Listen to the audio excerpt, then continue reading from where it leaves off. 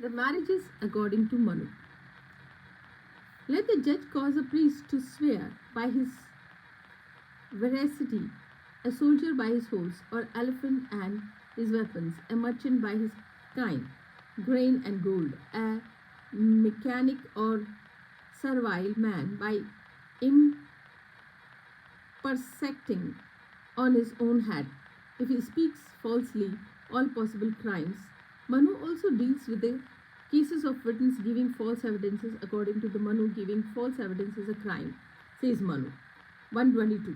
Learned man have specified these punishments which were ordained by the sage legislature for perjured witness with a view to prevent a failure of justice and to restrain iniquity.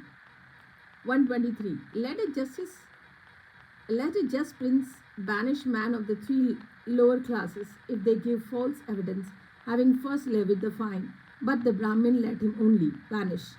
But Manu made one exception. 112. To women, however, at a time of the dalliance or a proposal of marriage, in the case of grass or fruit eaten by a cow, of wood taken for a sacrifice, or the promise made for the preservation of the Brahmins, it is deadly sin to take a light oath. As priests to proceedings, their position can be illustrated by quoting the ordinance of Manu relating to a few of the important criminal offences dealt with by Manu. Take the offence of defamation, Manu says.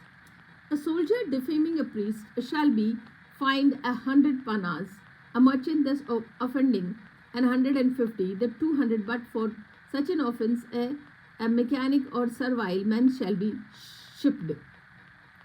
A priest shall be fined 50 if he slander a soldier, 25 if merchant, and 12 if slander a man of the servile class. Take the offence of insult, Manu says. A once born man who insult the twice born with gross invectives ought to have his tongue slit, for the sprang from the lowest part of the Brahma. If he mention their names in classes with contumely, as if he says, O Devatas, though refused of Brahmin, an iron style 10-finger loan shall be thrust red into his mouth.